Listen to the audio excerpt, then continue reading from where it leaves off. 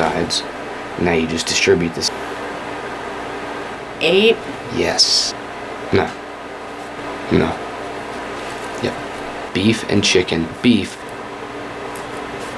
When beef, per pound of beef, so we want beef, chicken. Beef equal to chicken? No. Yes. I think I did. Beef is equal to chicken. Beef. Or Price per pound of beef. Plug it into the beef equation. No. What? You screwed up somewhere, I just don't know where. sounds like my life thing. Yes! No, I should have explained it. Okay, you're right. Yeah, I am.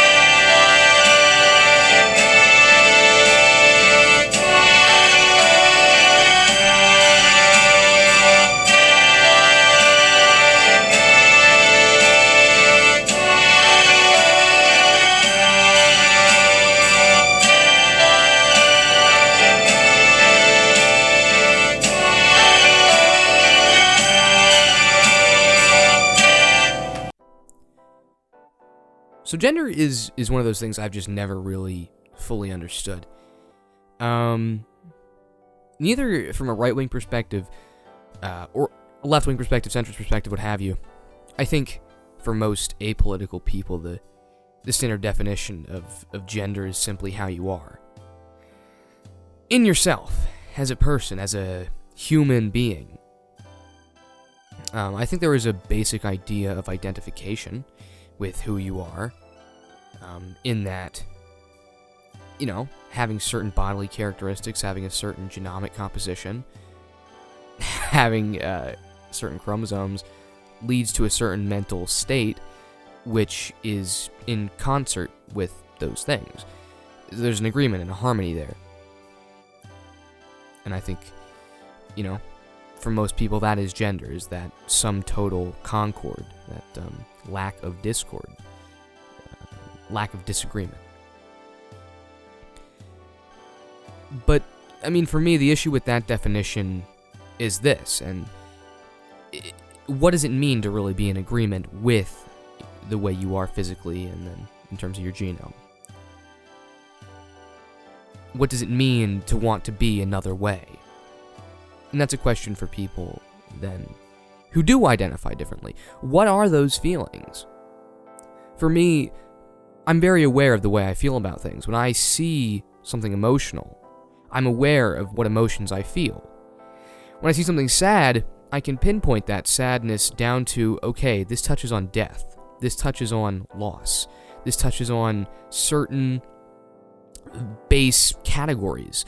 And not even touches on, it fits into those categories. And so I'm experiencing a relation of a particular to a general. I'm experiencing a logical relationship. And that is then manifest in an emotional relationship of myself as subject to some object, of me to a movie, of me to a song, because this object, this particular, touches on a mental category that I have. I don't know, I was listening to Billie Jean the other day, and one of the lines went, for 40 days and for 40 nights, I was out of sight. It wasn't exactly that, but he mentioned 40 days and 40 nights. And that gave me chills because, I mean, that's a reference to the Bible. That's a reference to the 40 days and 40 nights in the Old Testament and the New Testament.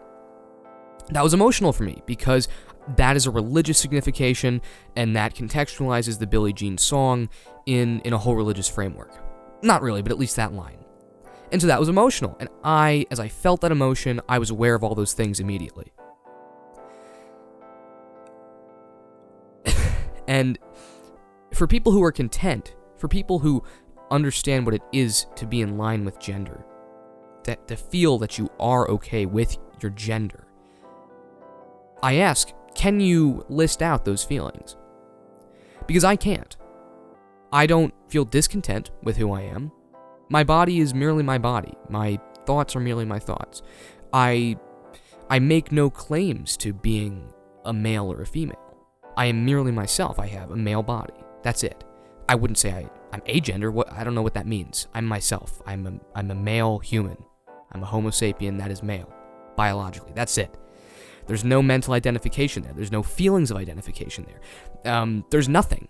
There's merely me as I am, and that is it. Now, for those of you, suppose, who, I don't know, feel a discord there, what is the precise difference? What is the precise means of association with which you look at your own body, and then you look at the body that you desire, and you say, that is what I want? When you look, say, you're a male who wishes to be a female. When you look at a female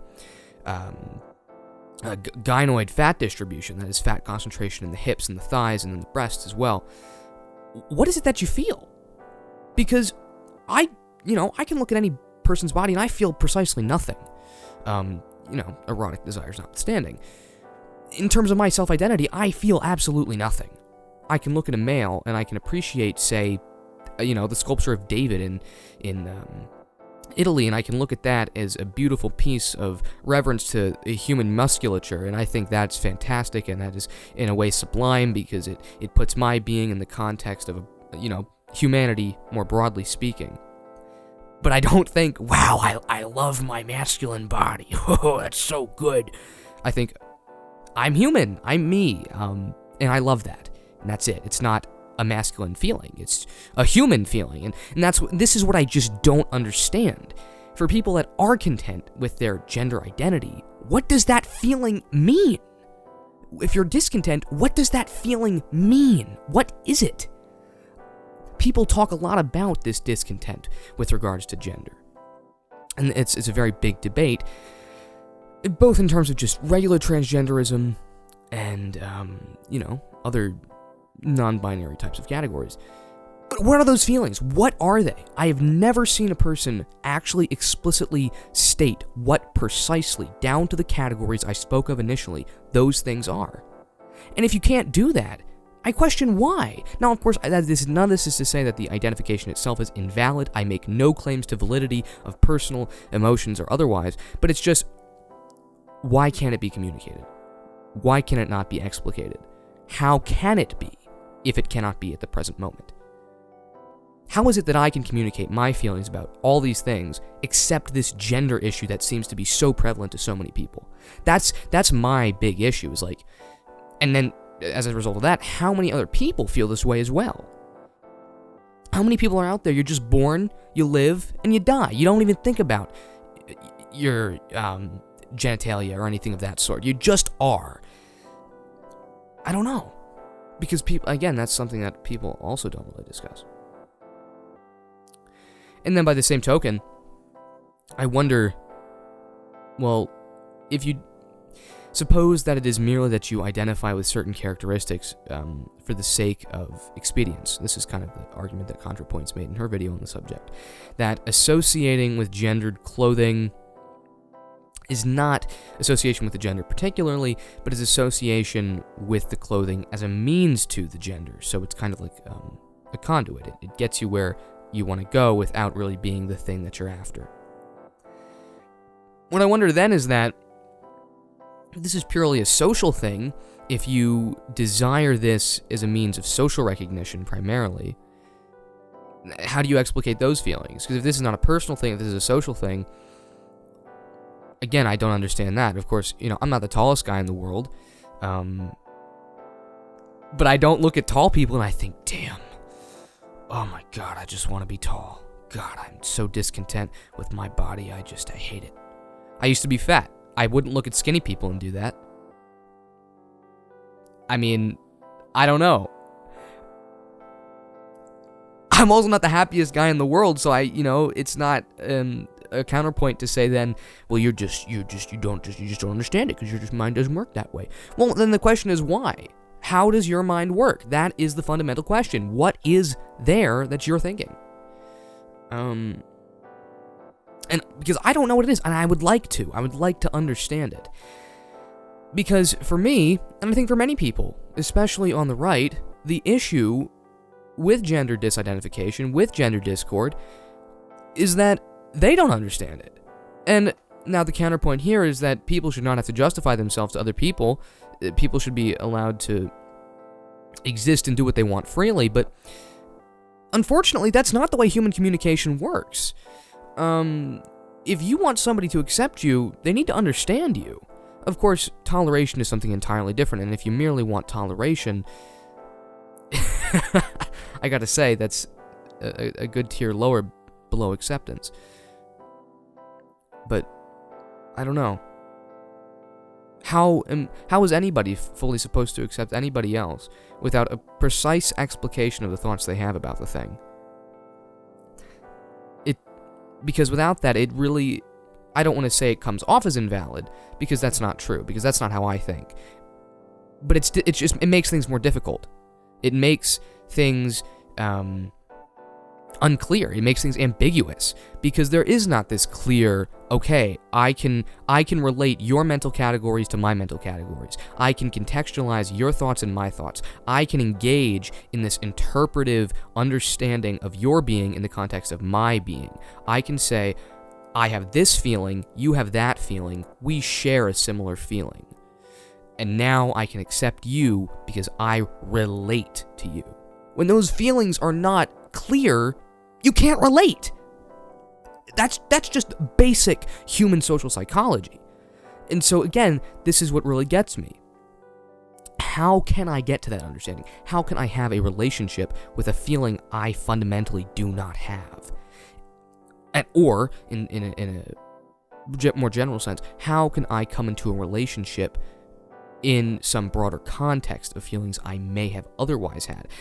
Is this discontent related to other discontent I may have? Perhaps I have discontent, with certain types of aesthetics. Is this an aesthetic discontent? Or again, or is it, like I said before, a social discontent? Or is it a very personal discontent, where we are discontented with the person, the self, as an aggregate? If that's the case, then perhaps it should be expressed that way, because who has not had self-discontent? And if it could be expressed in those terms, people would definitely understand it. But it's not. I don't hear it expressed in any of those terms. I just hear it as it is. I hope, I don't know. Again, I want to reiterate, I make no claims to truth or falsity with regards to the way these people feel. They are as they are. It's not in my place to judge anybody for anything, but I think at the same time, it's good to be critical of the way people are. Because again, and then on the right, of course the right-wing criticism was not very apparent here. But on the right then, I would say, basically, and if you haven't watched my streams, I would recommend you do so, because I make these points. If you cannot take yourself a tier below where you think you ought to be, put yourself on a human level with others and think that in some way they must be experiencing some pain that I too have experienced. If you cannot do that in some way, and you cannot experience compassion for somebody with some kind of gender discontent, you're kind of a terrible person. You're kind of a narcissist. You're kind of an egotist. If you cannot, at some base level, admit to a pain that you two experience. That's terrible. That's extremely terrible. Because not only do you fail at a very human level to understand your brethren, you fail on a personal level to grow and to exist beyond what perhaps was prior to these new emotional challenges that are coming before you. I mean, I think the right-wing criticism is very apparent, which is why I didn't bother to touch on it very much. Any disacceptance of a person for something which intrinsically does not harm anybody else is, of course, terrible. It goes without saying, I think. However, at the same time, explicitly making ambiguous certain things which could perhaps diffuse this situation on the right, probably not the greatest either. And anybody who sees this, who has these feelings, I would love to get an email or something of that sort hearing about it. I would love to understand it, because I would love to disseminate that understanding. I would love to help people come to an understanding of something that seems so contentious as this. And I think until somebody makes clear precisely what a certain feeling they are having is with regards to this discontent, people will not ever come to accept it. And unfortunately, you do have to justify yourself to people. I have to justify myself to people. I have to if you read my blog, I justify myself to everybody all the time. Because guess what? When you are one person against the general mass of society at large, in order to make a change to that society, you need to refute certain conservative standings. You can't expect and anticipate people to immediately accept you, because that is not how human beings work. It doesn't work psychologically, it doesn't work socially. If everybody just accepted everybody at first face, I mean, there'd be no means of social cohesion, because people would immediately dominate that system. We have inbuilt mechanisms of distrust for evolutionary reasons, and it is on somebody different and unique, to justify their uniqueness to society at large, so as to make the path easier for future unique individuals. I mean, that's how religion has disseminated. That's how certain sexualities have disseminated. That's how even certain other sexual appetites have been disseminated. I mean, the Marquis de Sade wrote books about what we would today consider sadist and masochistic tendencies hundreds of years ago. But that dialogue began because he wrote a very formal book about the matter, and he wrote several of them, actually. And today those are commonplace in society. And I think until somebody engages in dialogue to do the exact same, nothing is ever going to change. Thank you very much for listening. This is a bit more rambly than the last one, but I had a lot I wanted to get out. Hope you enjoyed it. If you have anything you want me to talk about in the future, let me know. I'd be happy to do it.